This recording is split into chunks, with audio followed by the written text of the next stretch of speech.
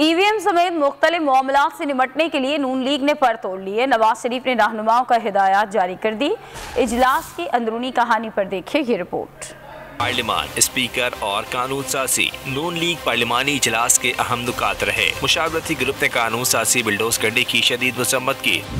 Speaker Asad Qaiser का रवैया गैर जमहूरी और गैर पार्लिमानी करार दिया। मेंबरान ने फैसला किया कि ईवीएम को किसी सूरत नहीं मानेंगे।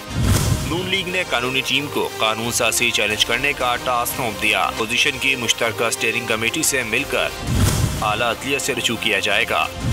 स्टीयरिंग कमेटी का इजलास आइंदा हफ्ते तलब किया जाएगा। नवाज शरीफ ने हिदायत दी कि कानून साजी बिल्डोज करने का मामला हर फोरम पर उठाया जाए। अयाज सादिक ने कहा, अपोजिशन से मिलकर आइंदा की हिकमत अमली वाज़ेह की जाएगी। सब्सक्राइब करें और बेल दबाएं ताकि कोई खबर रह न जाए।